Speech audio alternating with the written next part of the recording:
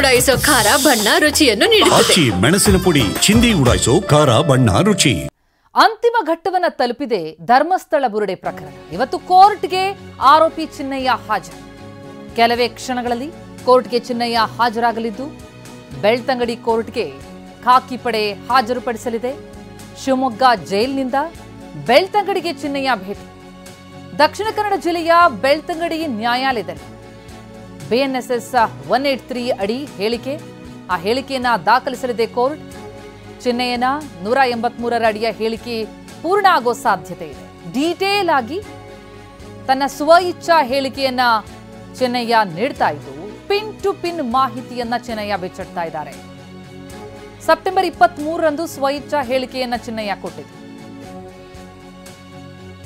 Detail ಆಗಿ ಸ್ವಇಚ್ಛಾ ಹೇಳಿಕೆಯನ್ನ ನೀಡಿದ್ದು, ಇದರಡಿ ಸಂಪೂರ್ಣವಾಗಿ ಹೇಳಿಕೆ ಪೂರ್ಣ ಆಗುವಂತಹ ಸಾಧ್ಯತೆ ಇದೆ. ಇವತ್ತು ಕೋರ್ಟ್ಗೆ ಇನ್ನೇನು ಕೆಲವೇ ಹೊತ್ತಲ್ಲಿ ಚಿನ್ನಯ್ಯ ಹಾಜರಾಗ್ತಾರೆ.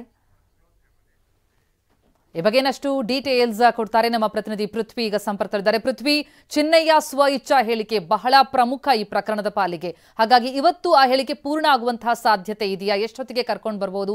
ಏನ್ ಬೆಳವಣಿಗೆಗಳಾಗ್ತಾ ಇದೆ?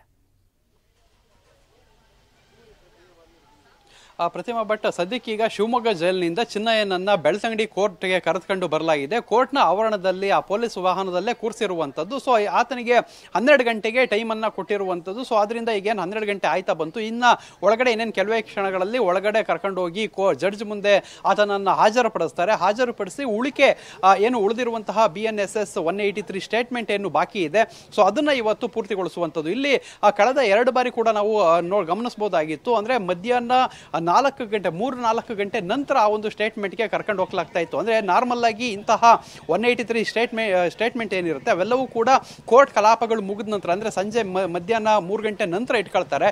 ಸೊ ಅದು ಒಂದು 2 ಗಂಟೆಗಳಲ್ಲಿ ಎಲ್ಲ ಕೇಸ್ಗಳಲ್ಲೂ ಕೂಡ ಮುಗಿಯುವಂಥದ್ದು. ಆದರೆ ಈ ಒಂದು ಪ್ರಕರಣದಲ್ಲಿ ಇದು 3ನೇ ಬಾರಿ ಕರ್ಕೊಂಡು ಬರ್ತಾ ಇರುವಂಥದ್ದು. ಸೊ ಇಲ್ಲಿ 3ನೇ ಬಾರಿ ಕರ್ಕೊಂಡು ಬಂದಂಥ 2 ಬಾರಿ ಕರ್ಕೊಂಡು ಬಂದಂಥ ಸಂದರ್ಭದಲ್ಲೂ ಕೂಡ ಅದು ಕಂಪ್ಲೀಟ್ ಆಗಿರಲಿಲ್ಲ. ಆತನ ಸ್ಟೇಟ್ಮೆಂಟ್ ಸಾಕಷ್ಟು ಉದ್ದುದ್ದ ಇತ್ತು. ಆತ ಎಲ್ಲವನ್ನೂ ಕೂಡ ಬಿಡಿಸಿ ಹೇಳ್ತಾ ಇದ್ದ. ಸೊ ಅದರಿಂದಾಗಿ 2 ದಿನ ಕೂಡ ಕಂಪ್ಲೀಟ್ ಆಗಿರಲಿಲ್ಲ. ಸೊ ಅದರಿಂದಾಗಿ ಈಗ 3ನೇ ಬಾರಿಗೆ ಆತನನ್ನ ಕರೆದುಕೊಂಡು ಬಂದಿರುವಂಥದ್ದು. ಸದ್ಯಕ್ಕೆ ಈಗ ಆತ ಏನು ಬಂದು 11:30 ಸುಮಾರಿಗೆ ಕರ್ಕೊಂಡು ಬರಲಾಯಿತು. ಅಲ್ಲೇ ಈಗ ಪೊಲೀಸ್ ವಾಹನದಲ್ಲಿ ಕುಳಿತುಕೊಂಡಿರುವಂಥದ್ದು. ಅಲ್ಲಿಂದ ಈಗ ಒಳಗಡೆ ಕರ್ಕೊಂಡು ಹೋಗಿ ಜಡ್ಜ್ ಮುಂದೆ ಪ್ರೊಡ್ಯೂಸ್ ಮಾಡ್ತಾರೆ. ಅಲ್ಲಿ ಕ್ಲೋಸ್ ಡೋರಲ್ಲಿ, ಅಂದರೆ ಇನ್ ಕ್ಯಾಮ್ರಾದಲ್ಲಿ ಆ ಒಂದು ಸ್ಟೇಟ್ಮೆಂಟ್ ಅನ್ನ ಮಾಡ್ತಾರೆ. ಮೊನ್ನೆ ಅಂದ್ರೆ ಕಳೆದ 2 ದಿನಗಳ ಹಿಂದೆ ನಡೆದಂತ ಸ್ಟೇಟ್ಮೆಂಟ್ ಅಲ್ಲಿ ಆತ 2023ರವರೆಗೂ ಅಂದ್ರೆ ಧರ್ಮಸ್ಥಳಕ್ಕೆ ಬಂದು ಮತ್ತೆ ಸಂಪರ್ಕಿಸ್ತೇನೆ. ಇನ್ನಷ್ಟು ಡೀಟೇಲ್ಸ್ ಅನ್ನು ನಿಮ್ಮಿಂದ ಪಡ್ಕೊಳ್ತಾ ಹೋಗ್ತೀನಿ.